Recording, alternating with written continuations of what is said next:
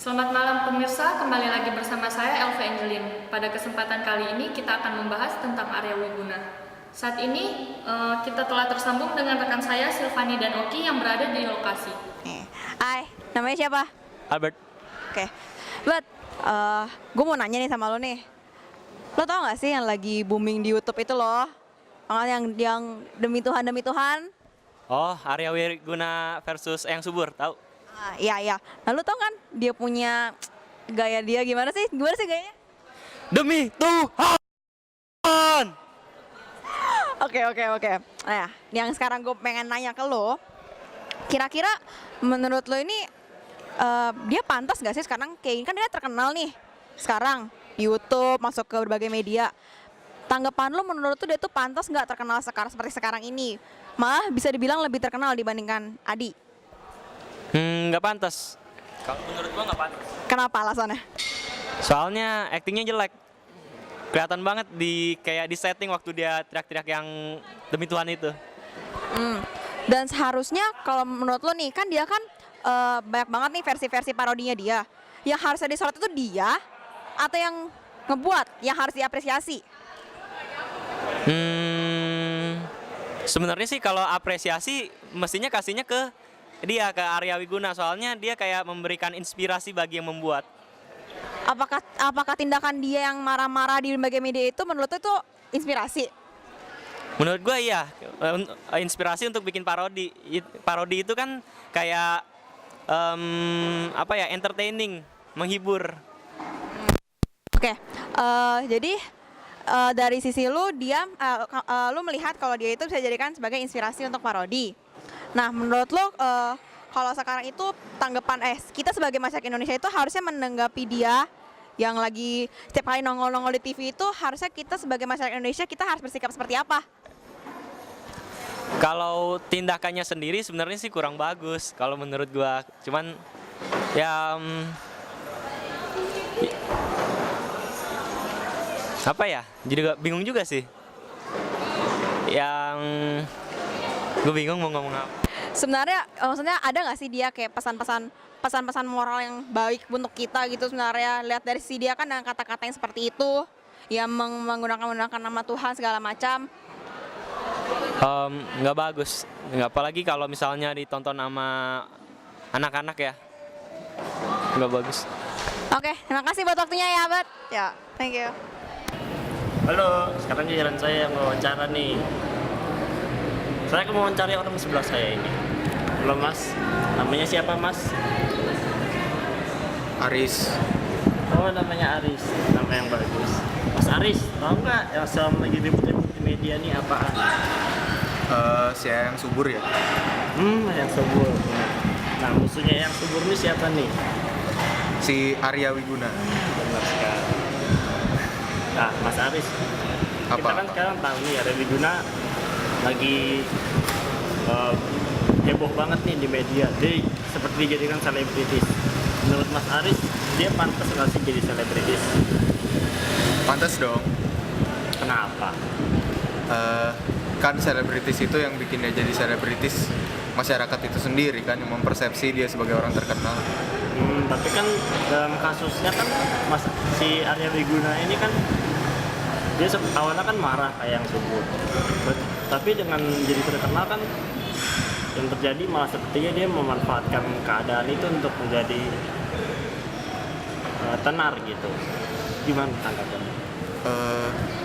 Kayaknya sih enggak ya, bukan dia yang memanfaatkan, tapi sebenarnya orang memanfaatkan apa yang dia lakukan untuk membuat suatu hal yang bikin malah buat dia terkenal gitu. Jadi kayaknya bukan salah dia kalau dia terkenal, itu masyarakatnya. Oke, sekian saja. Kasih banyak Mas Aris. Ya, Setelah melihat hasil wawancara dari rekan-rekan saya, sekarang di samping saya telah hadir Saudara Michael William. Dia akan memberikan tanggapan mengenai Arya Wiguna. Saudara Michael, seperti yang kita ketahui, Arya Wiguna terkenal dengan kasusnya melawan Eyang Subur dan tren video demi Tuhannya itu. Bagaimana pendapat Anda tentang masalah ini? Bagi saya sih ini bukan masalah. Saya tidak pro atau kontra gitu. Dan publik sendiri sih, saya rasa publik itu tidak menanggapi menanggapi dengan serius dengan membuat video seperti itu kan.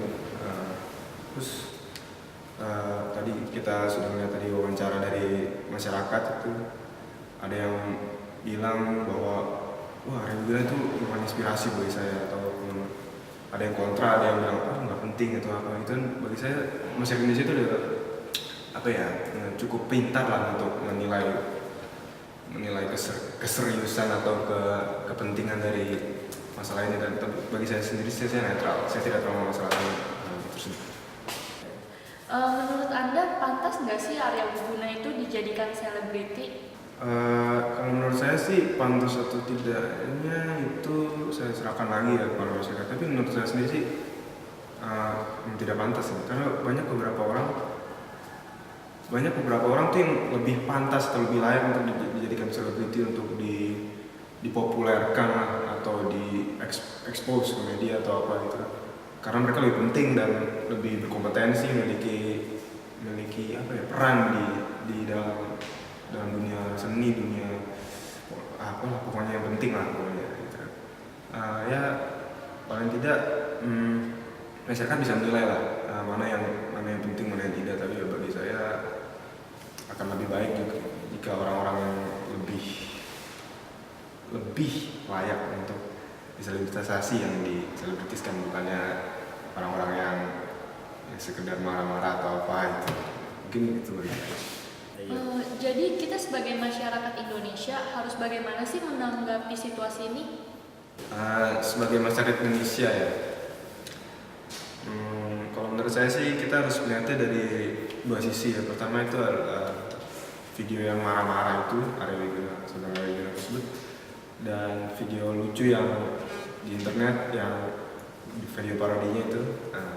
Kemudian kalau saya lihat dari video yang marah-marah itu yang diekspos oleh media itu, saya rasa itu kurang layak karena itu kan membawa contoh yang buruk dan pengaruh yang buruk bagi masyarakat Indonesia. Karena mungkin bagi masyarakat dengan intelektual tinggi dan ya mapan lah itu istilahnya, itu mereka akan berpikir lah, bisa berpikir dan bisa menilai dengan baik apakah Arya Wiguna itu bisa dijadikan contoh gitu. Kalau misalkan masyarakat yang kurang, maksudnya yang kurang intelektualnya mungkin akan berpikir, oh kalau terkenal mah gue tinggal marah-marah aja kayak dia gitu kan, bisa terkenal di ekspos media.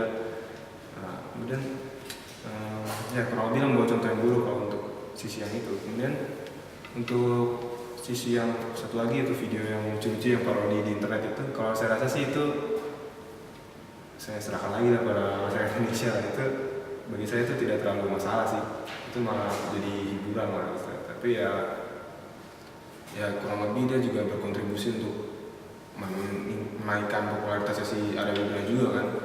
Jadi orang yang utama nggak tahu, misalkan video marah-marah nggak tahu gitu, tapi dia tahu video parodinya, wih lucu nih, ini apaan nih.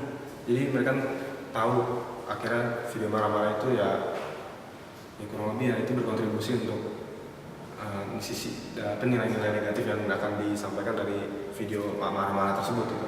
Kurang lebih ya begitulah. Tapi ya saya serahkan lagi ke masyarakat. Oke, terima kasih atas kesediaan saudara telah hadir di studio kami. Sekian berita malam ini, saya Elva Angelin dan kru mohon undur diri. Terima kasih. Hai, gue Ariel. Gue perwakilan dari kelompok ini. Kelompok yang menyusun tentang gimana sih caranya menjadi kritis. Nah, sebelumnya kita tuh udah menyusun tuh yang namanya video tentang Arya Wiguna yang menjadi selebriti sekarang ini. Isi video itu tentang wawancara apa sih pandangan mahasiswa UMN tentang Arya Wiguna itu yang menjadi selebriti sekarang. Nah, itu tuh dari suara-suara mahasiswa sekarang banyak lah, ada yang kontra, ada yang pro, ada juga yang nggak tahu. Tapi kebanyakan mahasiswa UMN memandang Arya Wiguna itu sebagai apa sih dia? Kenapa dia jadi selebriti sekarang? Sebenarnya itu pandangannya salah.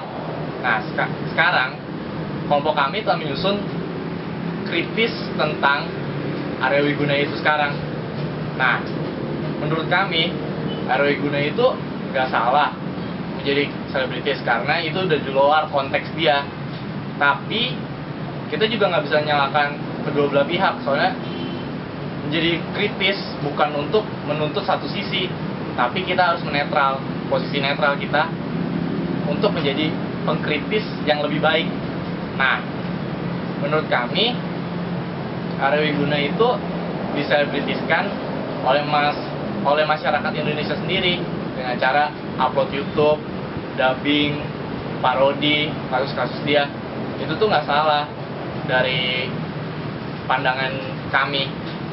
Nah, terus apa sih, kenapa banyak pandangan Arya Wiguna itu yang mengatakan siapa nih orang yang jadi selebritis, kenapa nih?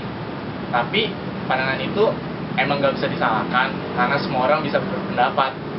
Nah, sekarang dari posisi yang subur juga itu nggak bisa disalahkan karena emang kedua belah pihak ini mengambil jalur pengadilan yang untuk menyelesaikan kasus mereka. Mereka itu juga lepas tangan. Kenapa Arya Wiguna bisa jadi selebritis sekarang? Nah, terus dari kedua sisi itu kita dapat menarik kesimpulan bahwa Arya Wiguna memang tidak sengaja dijadikan selebritis oleh masyarakat Indonesia itu sendiri, dan masyarakat Indonesia juga banyak menerima apa sih lucu-lucuan, senang-senangan tentang video ini. Jadi kita juga nggak bisa nyalakan Arya Wiguna atau yang subur itu sendiri. Jadi kalau kita menurut kritisan kita, kasus ini memang nggak pantas buat diperdebatkan lebih jauh lagi. Cukup sampai di sini aja, emang udah bakal selesai. Sama seperti kasus-kasus sebelumnya yang kayak Sinta Jojo dan Bribtu Norman, itu tuh emang dia puncak jadi selebritis, kita juga redup lagi. Jadi masalah waktu yang akan menjawab tentang kasus-kasus ini. Itulah kesimpulan kita. Terima kasih.